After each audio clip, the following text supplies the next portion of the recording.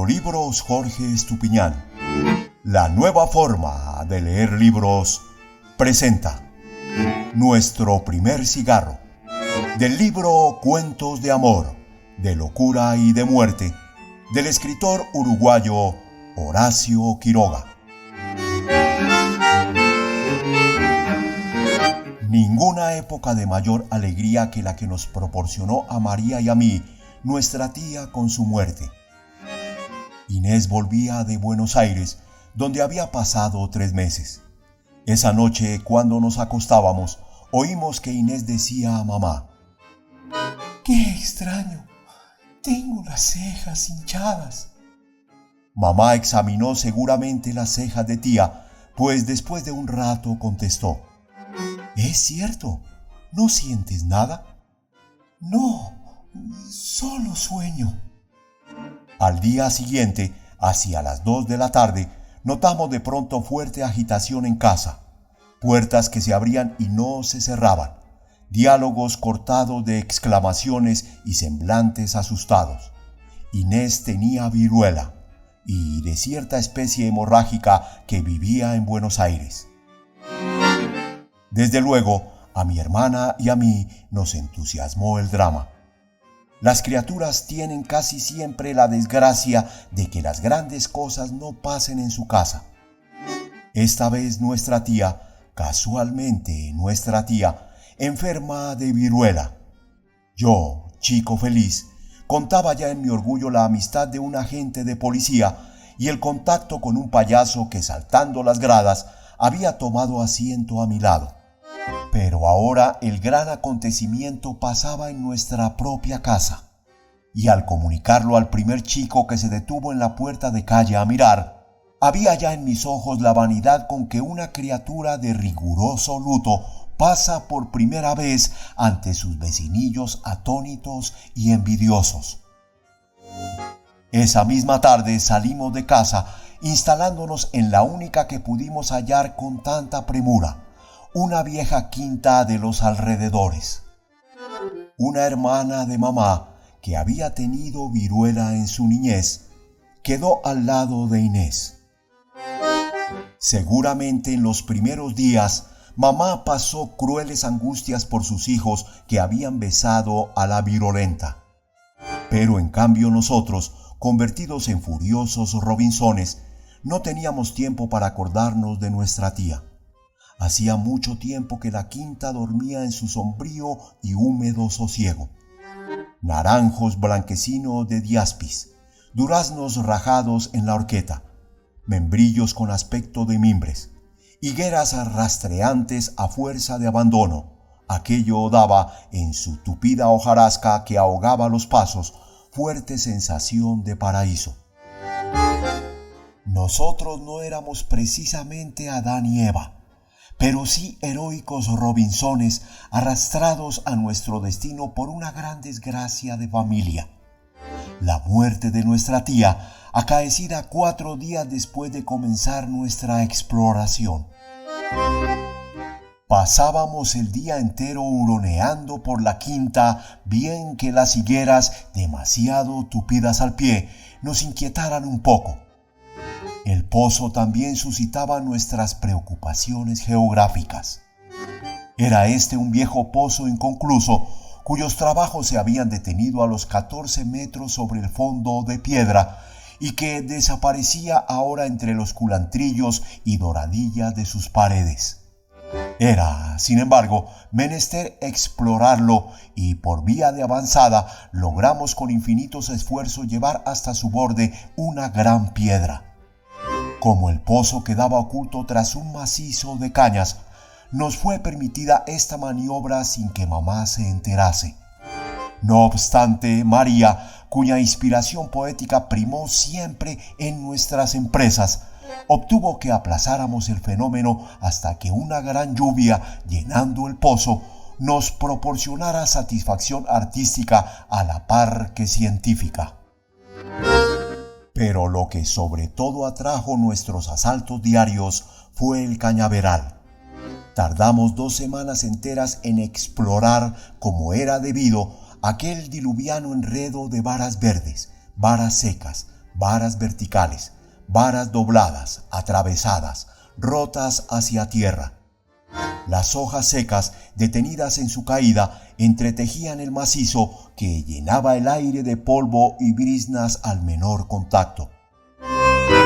Aclaramos el secreto, sin embargo, y sentados con mi hermana en la sombría guarida de algún rincón, bien juntos y mudos en la semioscuridad, gozamos horas enteras el orgullo de no sentir miedo.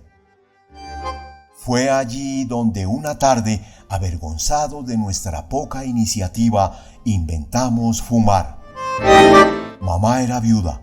Con nosotros vivían habitualmente 2 hermanas suyas y en aquellos momentos un hermano, precisamente el que había venido con Inés de Buenos Aires. Nuestro tío de 20 años, muy elegante y presumido, habíase atribuido sobre nosotros 2 cierta potestad que mamá, con el disgusto actual y su falta de carácter, fomentaba. María y yo, por de pronto, profesábamos cordialísima antipatía al padrastrillo. «Te aseguro», decía él a mamá señalándonos con el mentón, «que desearía vivir siempre contigo para vigilar a tus hijos. Te van a dar mucho trabajo». «Déjalos», respondía mamá cansada. Nosotros no decíamos nada, pero nos mirábamos por encima del plato de sopa. A este severo personaje, pues, habíamos robado un paquete de cigarrillos, y aunque nos tentaba iniciarnos súbitamente en la viril virtud, esperamos el artefacto. Consistía en una pipa que yo había fabricado con un trozo de caña por depósito, una varilla de cortina por boquilla y por cemento masilla de un vidrio recién colocado. La pipa era perfecta, grande, liviana y de varios colores. En nuestra madriguera del cañaveral cargamos la María y yo con religiosa y firme unción. 5 cigarrillos dejaron su tabaco adentro, y sentándonos entonces con las rodillas altas, encendí la pipa y aspiré. María, que devoraba mi acto con los ojos, notó que los míos se cubrían de lágrimas. Jamás se ha visto ni verá cosa más abominable. Deglutí, sin embargo, valerosamente la nauseosa saliva. «¿Rico?», me preguntó María ansiosa tendiendo la mano. «¡Rico!», le contesté pasándole la horrible máquina. María chupó y con más fuerza aún. Yo, que la observaba atentamente, noté a mi vez sus lágrimas y el movimiento simultáneo de labios, lengua y garganta rechazando aquello. Su valor fue mayor que el mío. «¡Es rico!», dijo con los ojos llorosos y haciendo casi un puchero, y se llevó heroicamente otra vez a la boca la varilla de bronce. Era inminente salvarla. El orgullo, solo él, la precipitaba de nuevo a aquel infernal humo con gusto a sal de Chanteau, el mismo orgullo que me había hecho alabarle la nauseabunda fogata. «Pss, pss», dije bruscamente prestando oído. «Me parece el gargantilla del otro día. Debe de tener nido aquí». María se incorporó dejando la pipa de lado, y con el oído atento y los ojos escudriñantes, nos alejamos de allí ansiosos aparentemente de ver al animalito, pero en verdad asidos como moribundos a aquel honorable pretexto de mi invención, para retirarnos prudentemente del tabaco sin que nuestro orgullo sufriera. Un mes más tarde volví a la pipa de caña, pero entonces con muy distinto resultado. Por alguna que otra travesura nuestra, el padrastrillo habíanos ya levantado la voz mucho más duramente de lo que podíamos permitirle mi hermana y yo. Nos quejamos a mamá. «Va, no hagan caso», nos respondió sin oírnos casi. Él es así. Es que un día de estos nos va a pegar, gimoteó María. Si ustedes no le dan motivos, no. ¿Qué le han hecho?, añadió dirigiéndose a mí. Nada, mamá, pero yo no quiero que me toque, objeté a mi vez. En este momento entró nuestro tío. ¡Ah! Aquí está el buena pieza de tu Eduardo. Te va a sacar canas este hijo. Ya verás. Se quejan de que quieres pegarles. ¿Yo?, exclamó el padrastrillo midiéndome. No lo he pensado aún, pero en cuanto me faltes al respeto, y harás bien, asintió mamá. Yo no quiero que me toque, repetí enfurruñado y rojo. Él no es papá, pero a falta de tu pobre padre es tu tío. En fin, déjenme tranquila, concluyó apartándonos. Solos en el patio, María y yo nos miramos con altivo fuego en los ojos. Nadie me va a pegar a mí, asenté. No, ni a mí tampoco, apoyó ella por la cuenta que le iba. Es un sonso. Y la inspiración vino bruscamente y como siempre a mi hermana con furibunda risa y marcha triunfal. Tío Alfonso es un sonso. Tío Alfonso es un sonso. Cuando rato después tropecé con el padrastrillo, me pareció, por su mirada, que nos había oído. Pero ya habíamos planteado la historia del cigarro pateador, epíteto este a la mayor gloria de la mula Maud. El cigarro pateador consistió en sus líneas elementales en un cohete que, rodeado de papel de fumar, fue colocado en el atado de cigarrillos que tío Alfonso tenía siempre en su velador, usando de ellos a la siesta. Un extremo había sido cortado a fin de que el cigarro no afectara excesivamente al fumador. Con el violento chorro de chispas había bastante y en su total todo el éxito estribaba en que nuestro tío, adormilado, no se diera cuenta de la singular rigidez de su cigarrillo. Las cosas se precipitan a veces de tal modo que no hay tiempo ni aliento para contarlas. Solo sé que una siesta el padrastrillo salió como una bomba de su cuarto, encontrando a mamá en el comedor. ¡Ah! ¡Estás acá! ¿Sabes lo que han hecho? Te juro que esta vez se van a acordar de mí. ¡Alfonso! ¿Qué? No faltaba más que tú también. Si no sabes educar a tus hijos, yo lo voy a hacer. Al oír la voz furiosa del tío, yo, que me ocupaba inocentemente con mi hermana en hacer rayitas en el brocal del aljibe, evolucioné hasta entrar por la segunda puerta en el comedor y colocarme detrás de mamá. El padrastrillo me vio entonces y se lanzó sobre mí. ¡Yo no hice nada!, grité. ¡Espérate!, rugió mi tío corriendo tras de mí alrededor de la mesa. ¡Alfonso, déjalo! ¡Después te lo dejaré! ¡Yo no quiero que me toque! ¡Vamos, Alfonso! ¡Pareces una criatura! Esto era lo último que se podía decir al padrastrillo.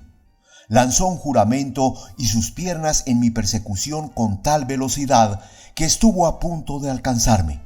Pero en ese instante salía yo como de una onda por la puerta abierta y disparaba hacia la quinta con mi tío detrás. En 5 segundos pasamos como una exhalación por los durazneros, los naranjos y los perales, y fue en este momento cuando la idea del pozo y su piedra surgió terriblemente nítida. ¡No quiero que me toque! Grité aún. ¡Espérate! En ese instante llegamos al cañaveral. ¡Me voy a tirar al pozo! Aullé para que mamá me oyera. ¡Yo soy el que te voy a tirar!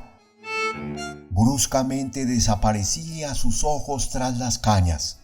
Corriendo siempre, di un empujón a la piedra exploradora que esperaba una lluvia y salté de costado, hundiéndome bajo la hojarasca.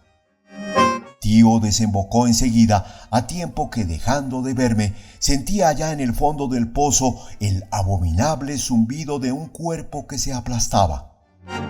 El padrastrillo se detuvo totalmente lívido. Volvió a todas partes sus ojos dilatados y se aproximó al pozo. Trató de mirar adentro, pero los culantrillos se lo impidieron. Entonces pareció reflexionar y, después de una atenta mirada al pozo y sus alrededores, comenzó a buscarme. Como desgraciadamente para el caso, hacía poco tiempo que el tío Alfonso cesara a su vez de esconderse para evitarlos cuerpo a cuerpo con sus padres, conservaba aún muy frescas las estrategias subsecuentes e hizo por mi persona cuanto era posible hacer para hallarme. Descubrió enseguida mi cubil, volviendo pertinazmente a él con admirable olfato.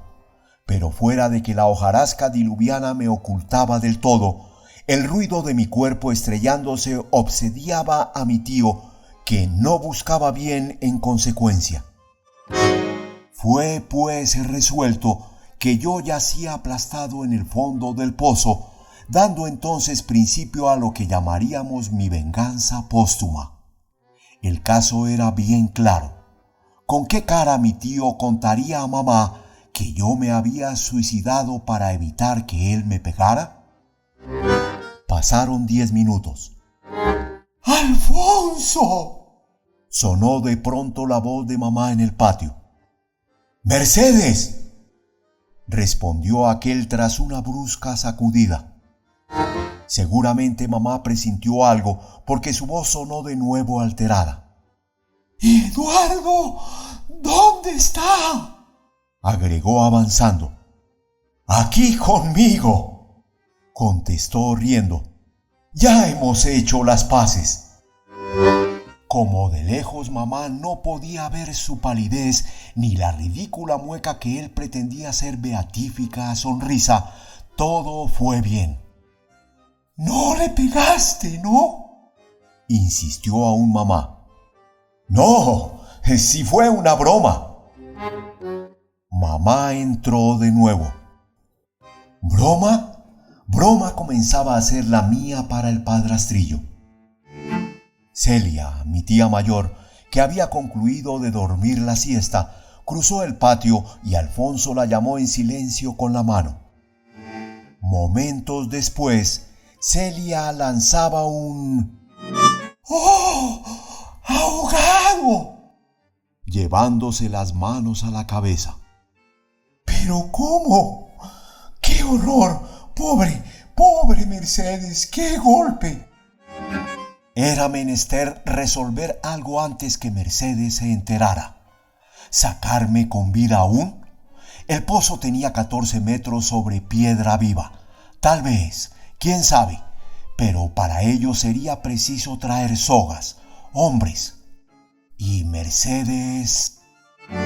¡Pobre madre!, repetía mi tía. Justo es decir que para mí, el pequeño héroe, mártir de su dignidad corporal, no hubo una sola lágrima. Mamá acaparaba todos los entusiasmos de aquel dolor, sacrificándole ellos la remota probabilidad de vida que yo pudiera aún conservar allá abajo, lo cual, hiriendo mi doble vanidad de muerto y de vivo, avivó mi sed de venganza. Media hora después mamá volvió a preguntar por mí, respondiéndole Celia con tan pobre diplomacia que mamá tuvo enseguida la seguridad de una catástrofe. ¡Eduardo, mi hijo!, clamó arrancándose de las manos de su hermana que pretendía sujetarla y precipitándose a la quinta. Mercedes, te juro que no, ya ha salido. ¡Mi hijo! ¡Mi hijo! ¡Alfonso! Alfonso corrió a su encuentro, deteniéndola al ver que se dirigía al pozo. Mamá no pensaba en nada concreto, pero al ver el gesto horrorizado de su hermano, recordó entonces mi exclamación de una hora antes y lanzó un espantoso alarido. ¡Ay! ¡Mi hijo se ha muerto! ¡Déjenme! ¡Mi hijo! ¡Alfonso, me lo has matado! Se llevaron a mamá sin sentido. No me había conmovido en lo más mínimo la desesperación de mamá, puesto que yo, motivo de aquella, estaba en verdad vivo y bien vivo, jugando simplemente en mis 8 años con la emoción, a manera de los grandes que usan de las sorpresas semitrágicas. El gusto que va a tener cuando me vea, pensaba. Entretanto, gozaba yo del íntimo deleite con el fracaso del padrastrillo. ¿Pegarme?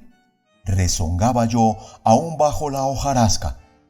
Levantándome entonces con cautela, sentéme en cuclillas en mi cubil y recogí la famosa pipa bien guardada entre el follaje. Aquel era el momento de dedicar toda mi seriedad a agotar la pipa. El humo de aquel tabaco humedecido, seco, vuelto a humedecer y resecar infinitas veces, tenía en aquel momento un gusto a cumbarí, solución coirré y sulfato de soda mucho más ventajoso que la primera vez. Emprendí, sin embargo, la tarea que sabía dura con el ceño contraído y los dientes crispados sobre la boquilla. Fumé. Quiero creer que la 4ª pipa. Solo recuerdo que al final el cañaveral se puso completamente azul y comenzó a danzar a 2 dedos de mis ojos. 2 o 3 martillos de cada lado de la cabeza comenzaron a destrozarme las sienes, mientras el estómago, instalado en plena boca, aspiraba él mismo directamente las últimas bocanadas de humo. Volví en mí cuando me llevaban en brazos a casa. A pesar de lo horriblemente enfermo que me encontraba, tuve el tacto de continuar dormido por lo que pudiera pasar. Sentí los brazos delirantes de mamá sacudiéndome. ¡Mi hijo querido! ¡Eduardo! ¡Mi hijo! ¡Ah, Alfonso! Nunca te perdonaré el dolor que me has causado. Pero vamos, decíale mi tía mayor. No seas loca, Mercedes. Ya ves que no tiene nada. ¡Ah! Repuso mamá llevándose las manos al corazón en un inmenso suspiro. Sí, ya pasó. Pero dime, Alfonso, ¿cómo pudo no haberse hecho nada? Ese pozo, Dios mío. El padrastrillo, quebrantado a su vez, habló vagamente de desmoronamiento, de tierra blanda, prefiriendo para un momento de mayor calma la solución verdadera, mientras la pobre mamá no se percataba de la horrible infección de tabaco que exhalaba su suicida. Abrí al fin los ojos, me sonreí y volví a dormirme, esta vez honrada y profundamente.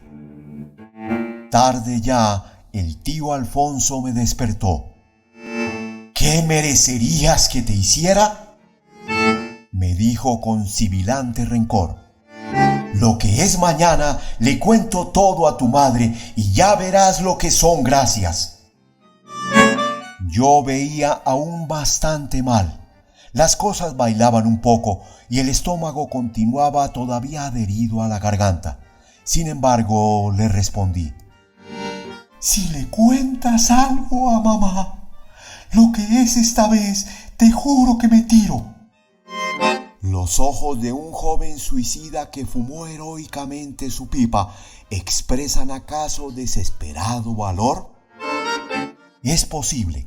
De todos modos, el padrastrillo, después de mirarme fijamente, se encogió de hombros, levantando hasta mi cuello la sábana un poco caída. Me parece que mejoraría en ser amigo de este microbio, murmuró. Creo lo mismo, respondí y me dormí.